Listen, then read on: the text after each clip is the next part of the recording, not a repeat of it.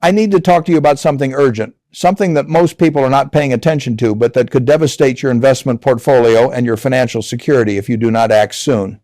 I am talking about the banking crisis that is building beneath the surface of our financial system right now, a crisis that is going to explode in the coming months and catch millions of investors completely off guard. I have been investing in and analyzing banks for over 70 years. I bought my first bank stock in the 1960s. I have owned banks through the savings and loan crisis of the 1980s. I owned banks through the financial crisis of 2008. I understand how banks work, how they make money, and most importantly, how they fail. And I am telling you right now, based on everything I am seeing, we are heading into a banking crisis that could rival or even exceed what we went through in 2008. But this is not a warning about the banking system in general. The largest banks, the J.P. Morgan Chases and Bank of Americas of the world, they are going to be fine. They have been stress tested to death since the financial crisis. They have enormous capital cushions. They have diversified loan portfolios. They have sophisticated risk management systems. I am not worried about those banks. What I am worried about, what keeps me up at night, is a specific category of smaller banks that are sitting on a toxic combination of bad loans, unrealized losses, concentrated deposits, and management teams that are in way over their heads. These banks are accidents waiting to happen. And when they fail, and they will fail, the shareholders will be completely wiped out. Not just lose half their money, not just take a significant loss, completely wiped out, zero. Nothing. Today, I am going to tell you about 3 specific categories of banks that you need to get out of immediately if you own their stock. I am going to explain exactly why these banks are so dangerous. I am going to walk you through the mechanics of how they are going to fail. And I am going to give you the specific warning signs to look for so you can identify whether the banks you own fall into these dangerous categories. Let me start with a story that illustrates just how fast a bank can fail in the modern era. In March of 2023, Silicon Valley Bank was the 16th largest bank in America. It had over $200 billion in assets. It served thousands of technology companies and startups. On Wednesday morning, the bank seemed fine. By Thursday afternoon, it was in crisis. By Friday morning, it had completely collapsed and was taken over by regulators. From healthy to dead in less than 48 hours. What happened? The bank had made a classic mistake. They had taken in deposits from tech companies and startups, deposits that paid almost no interest. They invested those deposits in long-term bonds that paid low. Interest rates, bonds purchased when rates were near zero. When the Federal Reserve started raising interest rates, those bonds lost enormous value. The bank was sitting on about $15 billion in unrealized losses on bonds that had dropped significantly in value. As long as deposits stayed put, this was manageable. The bank did not have to sell the bonds.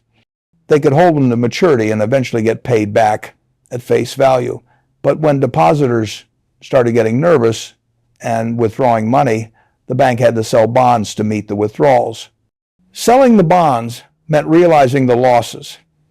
Realizing the losses meant the bank's capital was being destroyed. Other depositors saw this happening and panicked. They rushed to withdraw their money. Within hours, tens of billions of dollars were flowing out of the bank. The bank could not keep up. It failed. Now, here is what is terrifying. Silicon Valley Bank was not unique. The problems that killed SVB exist at dozens, maybe hundreds of other banks right now. They are sitting on the same unrealized losses. They have the same concentrated deposit bases. They have the same vulnerability to runs. The only difference is they have not experienced their triggering event yet. But it is coming. And when it comes, these banks are going to fail just as fast as SVB did. The first category of banks I want to warn you about, the first type you need to exit immediately, is regional banks with heavy commercial real estate exposure.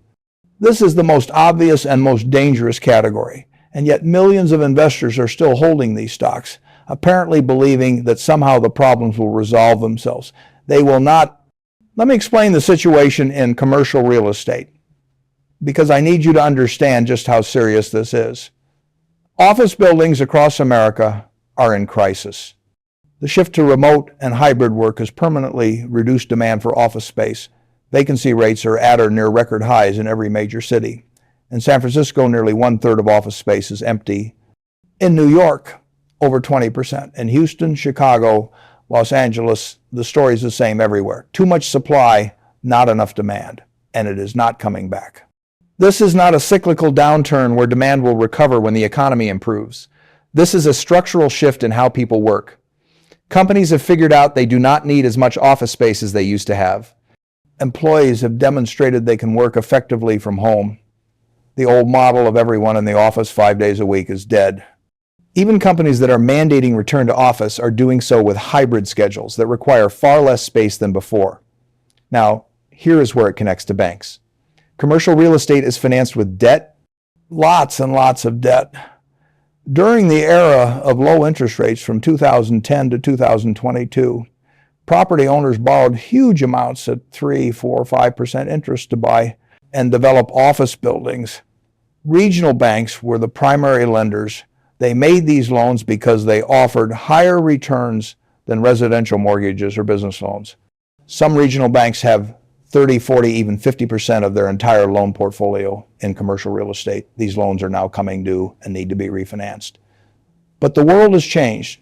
The properties are worth far less than they were when the loans were made. Rental income has collapsed because of high vacancies.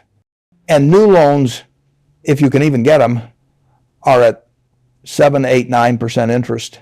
The numbers do not work anymore.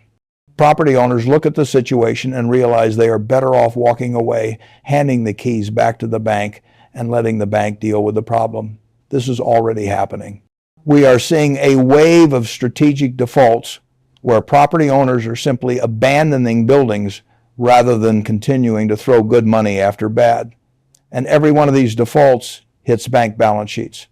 The bank expected to be repaid the full amount of the loan plus interest.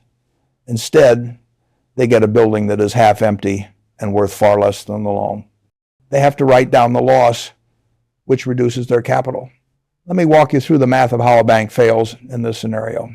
Start with a regional bank that has $10 billion in assets and $1 billion in equity capital. That is a 10% capital ratio, which sounds healthy. But 30% of their loan portfolio, or $3 billion, is in commercial real estate. Now, assume that 20% of those commercial real estate loans default, and on the loans that default, the bank recovers only 50 cents on the dollar. That is a loss of $300 million. The bank's capital just fell from $1 billion to $700 million. Their capital ratio dropped from 10% to 7%. But the losses do not stop there. When depositors see that the bank is taking large losses on commercial real estate, they get nervous. Business depositors who have large uninsured balances start moving money to larger banks they perceive as safer. As deposits flow out, the bank has to sell assets to meet the withdrawals. But many of their assets, including those bonds purchased when rates were low, are worth less than face value. Selling them realizes more losses. Capital falls further. More depositors get nervous and leave. The death spiral has begun. This is not hypothetical. This is happening right now in slow motion at regional banks across the country. The commercial real estate losses are mounting. Depositor confidence is shaky. Capital levels are declining. We are in the early stages of a regional banking crisis driven by commercial real estate exposure, and it is going to get much worse before it gets better. How do you identify which banks are at risk? Look at their loan portfolio composition, which you can find in their quarterly filings. If commercial real estate loans represent more than 20% of the total loan portfolio, that is a red flag. If it is more than 30%, that is a serious danger sign. Also, look at what type of commercial real estate they are exposed to. Office buildings are the most dangerous. Retail is also very risky. Industrial and multifamily are somewhat safer but not immune to problems. Also, look at where the properties are located. Banks with heavy exposure to San Francisco, New York, and other major cities with high office vacancy rates are most at risk. Banks that are more geographically diversified or that have exposure to growing markets in the Sun Belt are somewhat less at risk, though still not safe. Look at the bank's capital ratios. If the tangible common equity ratio is below 8%, that bank does not have much cushion. If it is below 6%, the bank is in serious danger. Look at whether the capital ratio is increasing or decreasing quarter over quarter. If it is declining, that tells you losses are eating into capital faster than the bank can rebuild it. Also pay attention to the bank's deposit base. Look at what percentage of deposits are insured versus uninsured. Banks with a high percentage of uninsured deposits are more vulnerable to runs because large depositors have every incentive to pull their money out at the first sign of trouble. Look at whether deposits are growing, stable, or declining. If deposits are flowing out quarter after quarter, that is a sign that confidence is eroding. If the bank you own checks multiple boxes on this list, get out now. Do not wait. Do not hope that somehow the situation will improve. It will not. The commercial real estate crisis is just beginning. The losses are going to mount. The deposit outflows are going to accelerate. And at some point, the capital will be exhausted and the bank will fail. And shareholders will be wiped out. Get out while you still can. Let me give you some specific examples without naming names. There is a regional bank based in California with heavy exposure to San Francisco office buildings. Over 40% of their loan portfolio is commercial real estate, much of it in offices. Their capital ratio has fallen from 9.5% to 7.2% over the past year. As they have taken losses, deposits have declined by 15%. The stock has fallen 60% from its peak, and it is going to fall another 70 or 80% before this is over. If you own it, sell it today. There's another regional bank in Texas with massive exposure to office buildings in Houston and Dallas. They were aggressive lenders during the boom years, competing on price and terms to win deals. Now many of those deals are going bad. The bank is taking loss after loss. Their stock is down 50%. It is going to zero. Get out. Let me tell you more about the dynamics of commercial real estate lending and why this crisis is so much worse than people realize. When a bank makes a commercial real estate loan, they typically lend up to 70 or 75% of the property value. The borrower puts in the remaining 25 or 30% as equity. This structure is supposed to protect the bank because even if property values fall somewhat, the borrower's equity provides a cushion. But here is what has happened. Property values have not fallen somewhat. In many cases, they have fallen 40, 50, 60% or more from peak values. That means the borrower's equity has been completely wiped out and the bank is now underwater on the loan. The loan amount exceeds the property value. The borrower has every incentive to walk away because they have no equity left to protect. Making matters worse, rental income has collapsed along with property values.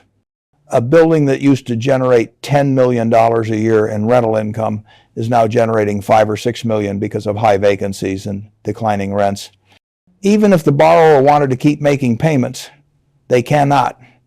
The rental income does not cover the debt service, let alone operating expenses and property taxes and maintenance. The building is a money pit. Nobody in their right mind would keep funding it. I have talked to commercial real estate developers who are in exactly this situation. They own buildings that are underwater on their mortgages and losing money every month. They have tried to work with lenders to restructure the loans, but there is no restructuring that makes sense. The math just does not work. So they're walking away, handing the keys to the bank, moving on to other projects. They are not happy about it, but they are business people making rational economic decisions. Now multiply this across hundreds or thousands of properties. Multiply it across dozens of banks, and you start to see the scale of the crisis. We are talking about hundreds of billions of dollars in commercial real estate loans that are going to default over the next couple of years. Banks are going to take massive losses. Some will survive, many will not. What makes this particularly dangerous is the cascade effect. When one property goes into default, it affects property values in the surrounding area. If A major office building in downtown San Francisco goes into foreclosure and sells for 50 cents on the dollar. That sets a new valuation benchmark for other buildings in the area. Other borrowers and lenders look at that sale and realize their properties are worth far less than they thought. This triggers more defaults, more foreclosures, more downward pressure on values. A negative feedback loop develops. I have seen this pattern before in the savings and loan crisis and in the 2008 financial crisis. Commercial real estate crashes do not happen all at once. They happen in waves, with each wave reinforcing and amplifying the next. We are in the early stages of this cycle now. The first wave of defaults is just beginning. The second wave will be larger. The third wave will be larger still. By the time we reach the bottom, property values will have fallen much further than most people currently imagine possible. Another factor that is making this crisis worse is the lack of buyers for distressed commercial real estate. In past downturns, there were always opportunistic buyers willing to step in and acquire properties at distressed prices. But this time is different. The shift to remote work has made it genuinely unclear what office buildings are worth or whether they have any viable future use. Investors are not willing to take the risk even at very low prices because they cannot see a path to profitability. I have talked to real estate private equity firms that specialize in distressed investing. These are people who made fortunes buying troubled properties in 2008 and 2009, and they are telling me they are not interested in office buildings today at any price. The fundamentals are just too broken. There is no clear path to filling the space and generating acceptable returns. Without buyers, properties in foreclosure sit empty and deteriorate. Banks cannot sell them, even at steep discounts. The losses just accumulate. Regional banks with heavy commercial real estate exposure are also facing another problem: regulatory pressure. Bank regulators have become much more aggressive about forcing banks to recognize losses and build capital. They are conducting detailed examinations of commercial real estate portfolios. They are challenging banks' valuations. They are requiring higher reserves and provisions.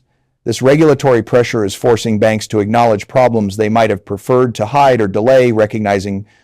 Some banks are trying to delay the reckoning by extending and pretending.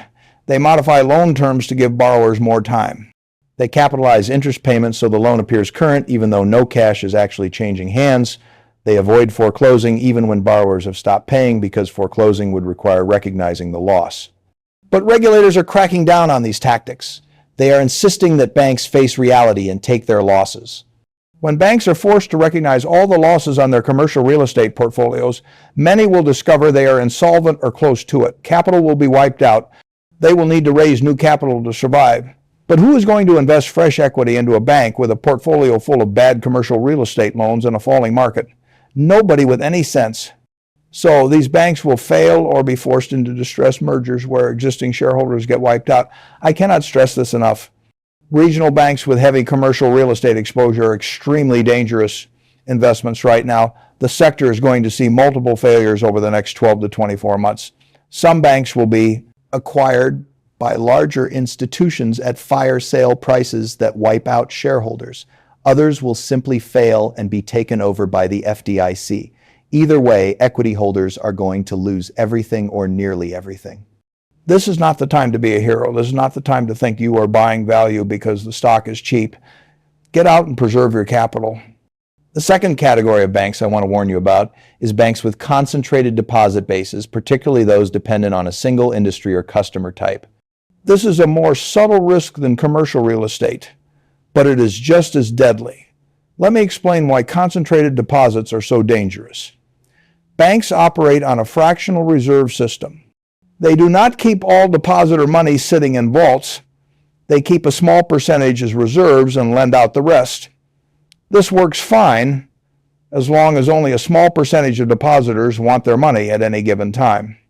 But if a large percentage of depositors all try to withdraw their money simultaneously, the bank cannot pay them. There is not enough cash on hand. This is called a bank run, and it can kill even a fundamentally sound bank in a matter of hours.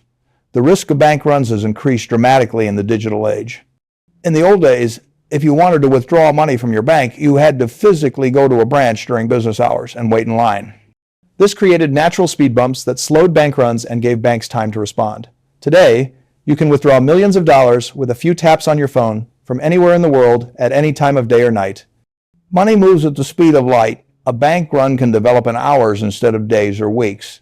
This makes concentrated deposit bases particularly dangerous. If a bank gets most of its deposits from a single industry or customer type, and something happens that causes those depositors to lose confidence simultaneously, the deposits can disappear overnight.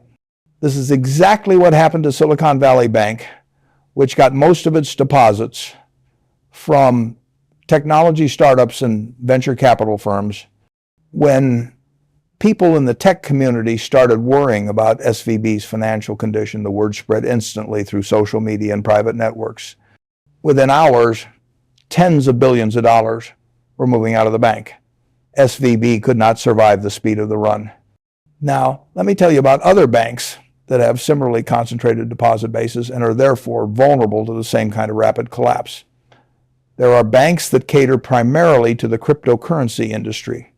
Their depositors are crypto exchanges, crypto mining companies, and crypto investors. If there is another major crypto crash or scandal, those depositors are going to pull their money en masse. The bank will not be able to survive the sudden outflow. There are banks that focus on cannabis companies. Because cannabis is still illegal at the federal level, many traditional banks will not serve cannabis businesses. So specialized banks have emerged to fill this niche. But this creates concentration risk. If federal policy toward cannabis changes, or if there are problems in the cannabis industry, those deposits could evaporate quickly. And because cannabis businesses deal heavily in cash, they often keep large balances on deposit. The loss of even a few major depositors could be catastrophic. There are banks that serve primarily the entertainment industry, particularly in Los Angeles and New York. They have relationships with production companies, talent agencies, actors, directors, and other entertainment professionals. This creates concentration risk. If there is a strike or a downturn in entertainment production, as we saw recently with the writers and actors strikes, those depositors face financial stress and may need to withdraw funds. A wave of withdrawals could destabilize the bank. There are banks that focus on serving wealthy individuals and families, sometimes called private banks. These banks often have large uninsured deposits because their clients have balances far exceeding the FDIC insurance limit of $250,000. If these wealthy clients lose confidence, they will move their money immediately. They are sophisticated, they pay attention to financial news, and they have no reason to take chances with banks they perceive as risky when they can just move to JP Morgan or Goldman Sachs. The fundamental problem with all of these concentrated deposit bases is correlation. In normal times, deposit inflows and outflows are uncorrelated. Some depositors add money while others withdraw it, and it all balances out. But when your depositors are all in the same industry or demographic, their behavior becomes highly correlated. When something affects them, it affects all of them at the same time. They all get nervous at the same time. They all want their money at the same time. And the bank cannot handle simultaneous withdrawal requests from a large portion of its deposit base. How do you identify banks with dangerous deposit concentration? This information is harder to find than commercial real estate exposure because banks are not always transparent about where their deposits come from. But you can get clues. Look at the bank's marketing materials and website. Who are they targeting? What industries do they highlight? Look at news articles about the bank. What customer segments do they focus on? Look at where the bank's branches are located. A bank with all its branches in Silicon Valley probably serves mostly tech companies. A bank with branches primarily in oil-producing regions probably serves the energy industry. Also, look at the size distribution of deposits. Banks have to report what percentage of deposits are above the insured limit. If a high percentage of deposits are uninsured, that tells you the bank has large commercial depositors rather than lots of small retail customers. Large commercial deposits are more volatile and more prone to sudden withdrawal than small retail deposits. Look at the stability of the deposit base over time. Are deposits growing steadily, or do they fluctuate significantly from quarter to quarter? Fluctuating deposits suggest a concentrated base that moves money around based on business conditions. Stable deposits suggest a diversified retail base that is sticky and unlikely to move. If you identify a bank with a highly concentrated deposit base, especially one concentrated in a volatile or risky industry, I would strongly advise selling the stock. The upside is limited, but the downside is catastrophic. These banks can fail in a matter of hours if confidence erodes. By the time you realize there is a problem, it will be too late to sell. The stock will gap down or trading will be halted. You need to exit before the crisis, not during it. Let me tell you about my own experience with bank concentration risk. Many years ago, Berkshire invested in a small bank that seemed to have attractive economics and good management, but I missed the fact that a large percentage of their deposits came from a single wealthy family and their various business interests. When that family had a dispute with bank management over an unrelated matter, they pulled all their money out. The sudden deposit withdrawal created a liquidity crisis. The bank had to sell assets at fire sale prices to raise cash.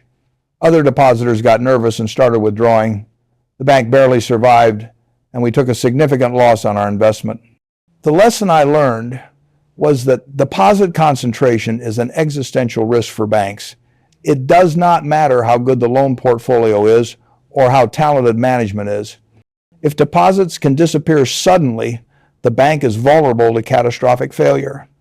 Since then, I have been extremely cautious about banks with concentrated deposit bases, and you should be too. Let me also give you some more historical context on why deposit concentration is so dangerous. During the Great Depression, thousands of banks failed largely because of concentration risk. Small banks in farming communities failed when farmers could not repay their loans and withdrew their deposits. Banks in factory towns failed when the factory closed and workers lost their jobs. Banks in mining towns failed when the mines shut down. The pattern was always the same. Concentrated deposits plus correlated risk equals bank failure.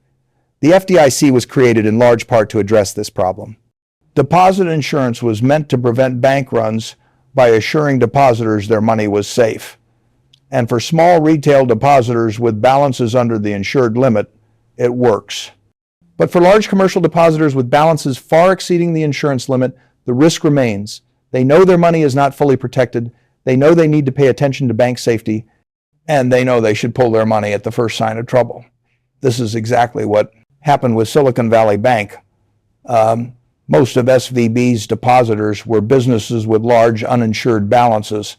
When word started spreading that SVB might have problems, these sophisticated depositors did not wait around to see what would happen. They moved their money immediately.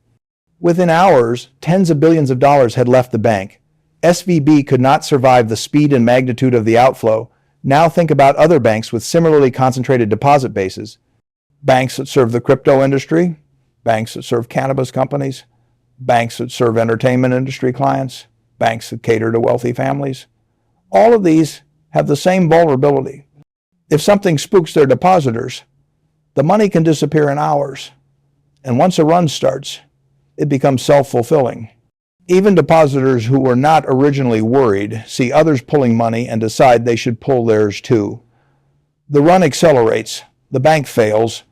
I want to talk specifically about crypto-focused banks because I think they represent one of the highest risk categories. The cryptocurrency industry is inherently volatile and speculative. Prices swing wildly. Companies go bankrupt. Scandals and frauds are common. Regulatory uncertainty is high. This makes crypto industry deposits highly unstable. When there's a crypto crash or a major scandal, crypto businesses need to access their deposits quickly.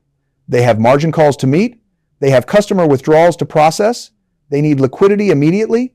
A bank that serves primarily crypto clients faces the worst possible scenario in a crypto downturn. Their depositors all need money at the same time. The bank has to sell assets to meet withdrawals. If the bank was holding crypto-related assets or had made loans to crypto companies, those assets are likely declining in value at the same time deposits are flowing out. The bank faces simultaneous asset deterioration and deposit flight. This is a death spiral. I would not touch a crypto-focused bank with a 10-foot pole. The risk is simply too high. The upside, if everything goes well, is modest. The downside, if things go wrong, is complete loss. That is not a risk-reward I am interested in, and you should not be either. Similarly, Banks that focus on cannabis companies face unique risks. Beyond the concentration risk I already described, these banks face regulatory and legal risks. Cannabis is still illegal at the federal level. Federal banking regulators could decide to crack down on banks serving cannabis clients. Federal prosecutors could decide to pursue money laundering charges. These tail risks are low probability but high impact. If they materialize, the bank could be shut down overnight. Shareholders would be wiped out. Let me also talk about a related issue, which is banks that are heavily dependent on brokered deposits. Brokered deposits are deposits that come through deposit brokers who shop around for the highest rates and move money between banks, seeking the best return. These deposits are the opposite of sticky. They are hot money that will leave instantly if the bank lowers its rate or if the depositor finds a better rate elsewhere. Banks that rely heavily on brokered deposits are fundamentally unstable. They are constantly competing on price for deposits, which squeezes their margins. And they are always at risk of sudden deposit outflows if they cannot match competitors' rates. In a crisis, brokered deposits disappear first. Brokers pull money from banks they perceive as risky and move it to banks they perceive as safe. This accelerates the death spiral for troubled banks. You can identify banks that use brokered deposits by looking at their quarterly filings. They have to disclose what percentage of deposits are brokered. If it is more than 10 or 15%, that is a warning sign. If it is more than 25%, the bank is heavily dependent on hot money and is fundamentally unstable. I remember during the savings and loan crisis in the 1980s, many failing S&Ls tried to stay alive by offering high rates through brokered deposits. Deposit brokers would funnel money to these institutions because they paid a premium rate. But the high rates just made the S&L's problems worse because their cost of funds increased while their asset yields stayed the same. They were losing even more money. Eventually, they all failed. The brokered deposits fled. Shareholders were wiped out. The same pattern is going to repeat with banks today that rely heavily on brokered deposits. When their financial condition weakens, the hot money will leave. They will try to replace it by offering even higher rates. This will squeeze margins further. Their financial condition will deteriorate more. More hot money will leave. The death spiral will accelerate.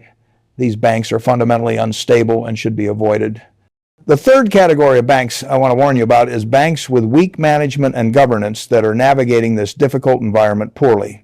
This is the hardest category to identify from the outside, but in some ways it is the most important because good management can navigate almost any challenge while bad management can destroy even a strong bank. Let me tell you what I look for when evaluating bank management, because these are the qualities that will determine which banks survive the coming crisis and which do not. First, I look for experience. Has management been through a credit cycle before? Have they managed a bank during a recession or financial crisis? Or have they only experienced the good times when money was easy and everything was going up? Managers who have only known good times are the ones most likely to make fatal mistakes when times turn bad. I remember talking to the CEO of a regional bank a few years ago. He had been in the banking industry for 30 years, but he had spent his entire career in risk management and lending at large banks. He had never been a CEO before. He had never been responsible for the entire bank. He had never had to make decisions about capital allocation, about deposit pricing, about whether to grow or shrink the balance sheet. He was learning on the job, and the job he was learning was one of the most difficult in banking.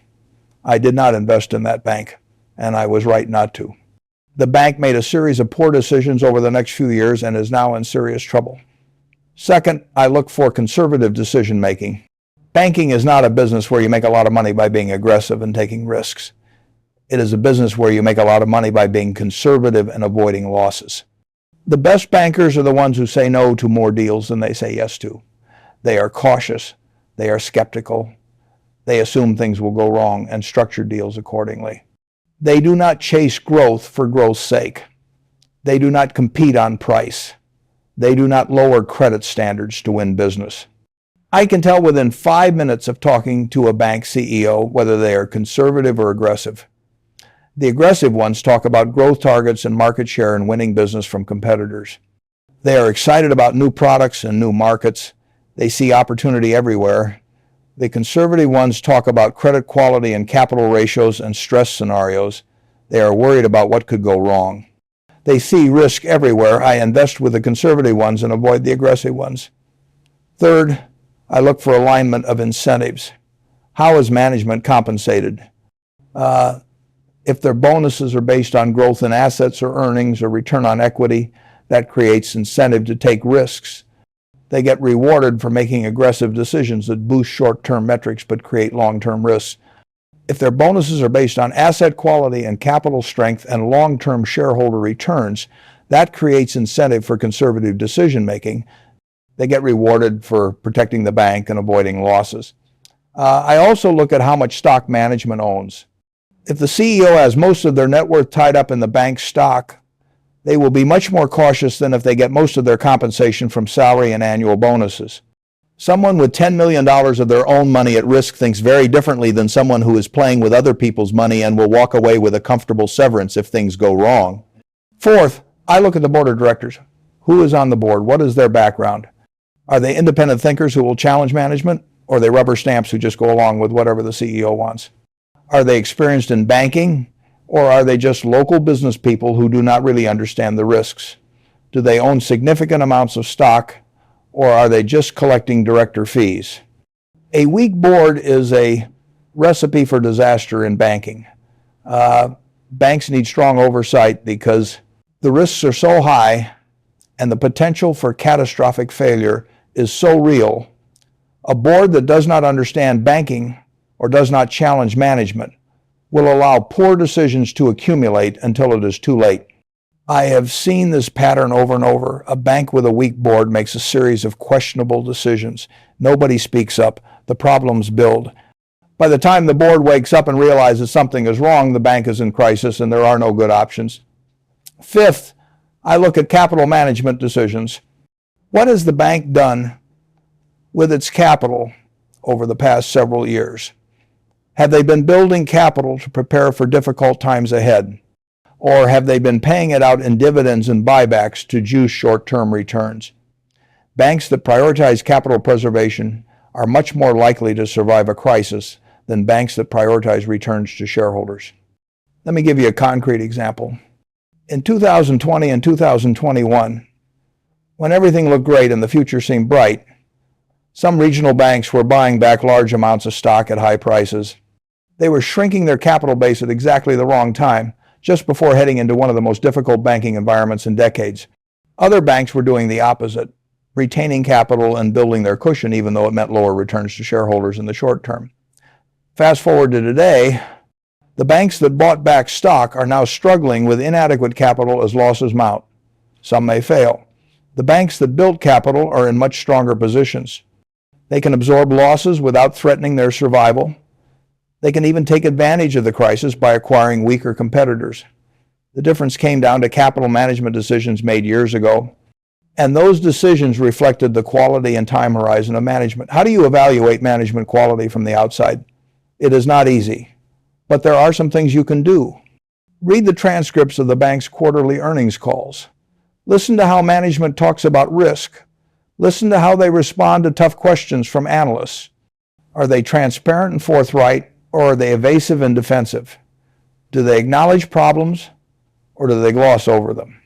Read the bank's annual proxy statement, which describes executive compensation, how are executives paid, what metrics are used, how much stock do they own, who is on the board and what is their background. Read news articles about the bank. Has there been any management turnover? If there has been a lot of turnover, especially in risk management or credit roles, that is a red flag. Has the bank been involved in any scandals or regulatory issues? That often reflects poor management and governance. Talk to people in the banking industry if you know any. Ask them what they think of the bank and its management. Industry insiders often have insights that outside investors do not. They know which banks are well run and which are not. They know which CEOs are respected and which are not. If you cannot get comfortable with management quality, do not invest in the bank. In banking, more than almost any other industry, management quality is the difference between success and failure. The balance sheet and income statement only tell part of the story. The decisions that management makes today will determine whether the bank survives the next crisis. And we are heading into a crisis. The banks with poor management are not going to make it. Let me give you some specific examples of management mistakes I have seen that led to bank failures. During the savings and loan crisis, many S&L managers made the fatal mistake of trying to grow their way out of problems. They were losing money on their existing loan portfolios. Instead of shrinking and consolidating, they tried to grow by making new, riskier loans at higher rates. They thought the higher yields would offset the losses on existing loans. It did not work. The new loans defaulted at even higher rates than the old loans. The losses accelerated. The institutions failed. I saw the same pattern in 2008. Banks that were facing credit problems tried to solve them by making more loans and growing the balance sheet. They thought scale would save them. It did not. It just meant they had more bad loans when they eventually failed. The lesson is that when a bank is in trouble, the right move is usually to shrink, to consolidate, to preserve capital, to wait for better opportunities. But bad managers cannot bring themselves to shrink. They see it as admitting failure, so they keep growing until they run out of capital and fail. Another common management mistake is misjudging credit cycles. Banking is a cyclical business. There are times when credit is plentiful and defaults are low. There are times when credit tightens and defaults rise. Good bankers understand this and adjust their lending standards and capital levels accordingly. They lend more conservatively as the cycle matures. They build capital to prepare for the inevitable downturn. Bad bankers think the good times will last forever. They keep lending aggressively even as the cycle turns. They pay out capital through dividends and buybacks even as risks mount. Then the crisis hits and they are unprepared. I can tell you from experience that the best time to evaluate bank management is during good times, not bad times. During a crisis, everyone looks bad. During boom times, you can see which managers are maintaining discipline and which are chasing growth. The disciplined ones are preparing for the crisis that is inevitably coming. The growth chasers are setting themselves up for failure. If you want to know which banks will survive the next crisis, look at how their management behaved during the last boom period. Another thing I look for in bank management is transparency. Good managers are honest about problems. They disclose issues early. They explain what went wrong and what they are doing to fix it. Bad managers hide problems as long as possible. They use accounting tricks to delay recognizing losses. They give vague or misleading answers to questions. They blame external factors rather than taking responsibility. When I encounter a bank management team that is not transparent, I do not invest. If they are hiding things when times are relatively good, imagine what they will hide when times turn bad. I also look at management's communication with shareholders. Do they provide clear, detailed disclosure about the bank's risks and challenges, or do they just present rosy scenarios and talk about opportunities? Do they hold regular investor calls where they take tough questions, or do they limit access and only speak to friendly audiences?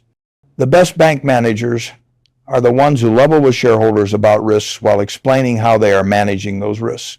They do not sugarcoat reality. They do not spin bad news. They tell it like it is. Let me tell you about a regional bank CEO I met several years ago who impressed me with his transparency. This was in 2018 or 2019 when commercial real estate was booming and most banks were aggressively growing their CRE portfolios. The CEO told me his bank was actually pulling back from commercial real estate lending. He said valuations were too high, underwriting standards were too loose across the industry, and he did not like the risk reward. His bank was losing market share as a result. His earnings growth was slower than competitors. Some shareholders were unhappy. But he said he would rather disappoint shareholders in the short term than blow up the bank in the long term. I thought about investing in that bank, but ultimately decided the valuation was not quite attractive enough. But I have been following them since then. When the commercial real estate crisis started developing, they were in fantastic shape. Their CRE exposure was minimal. Their credit quality was excellent. While competitors are now struggling with mounting losses, this bank is thriving. They are gaining market share. They are acquiring weaker competitors. The CEO's conservative approach has been completely vindicated. That is the kind of management you want. That is the kind of bank that will survive and thrive through the crisis. Conversely, I can tell you about banks whose management teams gave me bad feelings that turned out to be justified. There was a bank in the Pacific Northwest whose CEO always seemed overly promotional. He talked about growth targets and ambitious expansion plans. He was always optimistic, even when asked tough questions about credit quality or interest rate risk. He struck me as a salesman, not a banker. I avoided the stock. Sure enough, when the environment turned challenging, the bank's problems became apparent. They had grown too fast. They had compromised on underwriting. They had not built adequate capital cushions. The stock has fallen 70% and the bank is now at risk of failure. The warning signs were there if you paid attention to how management communicated. One final point about management: pay attention to insider selling. If executives and directors are selling significant amounts of stock, that tells you something. They may know more about the bank's problems than they are publicly disclosing. They may be getting nervous about the future. They may be taking chips off the table before things get worse. Large insider selling is a red flag. It is not definitive, but it is worth paying attention to, especially in combination with other warning signs. Now, let me talk about how these three categories of risk overlap and amplify each other. The most dangerous banks are those that have multiple risk factors. A bank with heavy commercial real estate exposure and concentrated deposits and weak management is a train wreck waiting to happen. The probability of failure is not just high, it is nearly certain. Let me walk you through how this plays out. Start with a regional bank that has 40% of its loan portfolio in commercial real estate, gets most of its deposits from real estate developers and investors, and is run by an aggressive CEO who's been in the job for only 3 years and has never managed through a downturn. The commercial real estate losses start mounting as office buildings go into default. The bank's capital starts declining. The real estate developers and investors who are depositors see what is happening. They know the bank has problems because they are living through the commercial real estate crisis themselves. They start quietly moving their deposits to larger banks. The deposit outflows force the bank to sell assets, realizing more losses, which depletes capital further. The CEO, who is aggressive and inexperienced, does not want to admit the severity of the problems. He does not want to raise capital because that would dilute shareholders and make him look bad. He does not want to cut the dividend because that would signal weakness. He does not want to shrink the balance sheet because that would hurt earnings. So he tries to ride it out, hoping things will improve. They do not improve. They get worse. The board, which is weak and does not really understand banking, goes along with the CEO's strategy. Nobody is willing to be the bad guy and force hard decisions. They all hope somehow it will work out. It does not work out. The losses keep mounting. The deposits keep leaving. The capital keeps shrinking. And one day, the bank wakes up and realizes it is insolvent. Capital is gone. The bank fails. Shareholders are wiped out. This is not a hypothetical scenario. This is exactly how most bank failures happen. Multiple risk factors compound each other. Weak management makes bad decisions that accelerate the decline. And by the time everyone realizes how serious the situation is, it is too late to save the bank. Now let me address a question. I know some of you are thinking, Warren, if these banks are so risky, why have they not failed already? Why are they still operating? The answer is that bank failures take time to develop. The problems build gradually. Management can hide problems for a while. Regulators often give banks time to try to fix their problems before stepping in, and as long as deposits stay put, even a bank with serious problems can limp along for months or years. But eventually, something triggers the final crisis. Maybe it is a particularly large loan default. Maybe it is a big depositor pulling out. Maybe it is a news article that spooks other depositors. Maybe it is a regulatory exam that finds more problems than expected. Whatever the trigger, once the crisis starts, it moves very fast. And the banks that have been hiding problems suddenly collapse. This is why you need to exit these banks now, before the crisis, not during it. Once the crisis starts, it will be too late. The stock will gap down dramatically or trading will be halted. You will not be able to sell at anything close to current prices. You need to recognize the risks now while the stock still has some value and get out while you still can. Let me also address the argument that these bank stocks look cheap and therefore represent value. Many of these banks are trading at very low price to book ratios, sometimes below 50 cents on the dollar. Some investors look at that and think they are getting a bargain. They think the worst case scenario is priced in and therefore the risk reward is favorable. They are wrong. Bank book value is not a reliable measure of value when the bank is in distress. Book value assumes that assets are worth what they are carried on the balance sheet. But in a crisis, assets are worth far less than book value. Loans that are carried at face value may only be worth 50 or 60 cents on the dollar when they default. Securities that are carried at face value may only be worth 70 or 80 cents when the bank is forced to sell them. And when you mark all the assets to realistic market values, book value can disappear entirely. The bank can be insolvent even if book value appears positive. This is what happened in 2008. Banks that appeared to have positive book value turned out to be insolvent when their assets were marked to realistic values. Shareholders who thought they were buying value ended up losing everything. The same thing is going to happen to regional banks with the risk factors I have described. They appear to have book value now, but that book value is going to evaporate as losses mount and assets are marked to reality. I learned this lesson many years ago. Never try to catch a falling knife in banking. Never think you are getting a bargain just because the stock is cheap relative to stated book value. Book value in a troubled bank is meaningless. The only value that matters is what the assets would actually fetch in a liquidation or forced sale, and that is always far less than book value would suggest. Let me give you my final guidance on what to do. If you own stock in any bank that fits the three categories I've described, sell it immediately. Do not wait. Do not hope it will bounce back. Do not think you are getting a good price by waiting for a recovery. Get out now while you still can get something for your shares. If you own multiple regional bank stocks, look at each one carefully and assess whether it has the risk factors I have described. Commercial real estate exposure above 20% of the loan portfolio, concentrated deposits in a single industry or customer type, weak management without crisis experience, multiple risk factors. If a bank checks any of these boxes, get out. If it checks multiple boxes, run for the exits. Use the money you get from selling these risky bank stocks to invest in much safer alternatives. The big diversified banks are much safer. JP Morgan, Bank of America, Wells Fargo. They all have problems, but they are not going to fail. Their stocks may go down in a crisis, but they will survive and eventually recover. If you want exposure to banking, invest in the strongest banks, not the weakest. Or consider getting out of banking stocks entirely and investing in other sectors.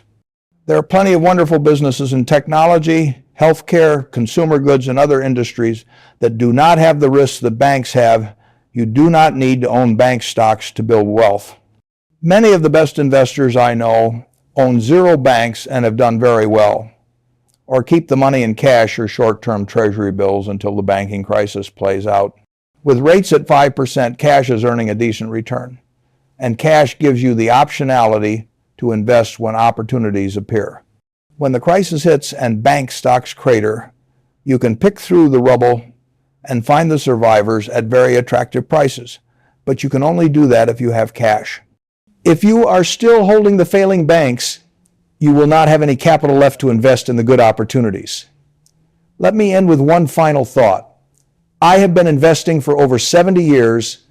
I have been through multiple banking crises. I have seen banks fail. I have seen shareholders wiped out. And I can tell you from experience that there is nothing worse than watching a stock you own go to zero. It is not like a normal loss where the stock goes down 30 or 40% and then eventually recovers. When a bank fails, the stock goes to zero and it never comes back. Your capital is gone forever. The pain is not just financial. It is emotional and psychological. You feel foolish for not seeing it coming. You feel angry at the management and the regulators and everyone else who let it happen. You feel regret for not selling when you had the chance. These emotions can cloud your judgment for years and prevent you from making good investment decisions going forward. Do not put yourself in that position. Do not hold bank stocks that have the warning signs I have described. Get out now. Preserve your capital. Sleep well at night knowing you are not exposed to banks that could fail. There will be plenty of opportunities to make money elsewhere. But you cannot make money if you do not protect your capital first.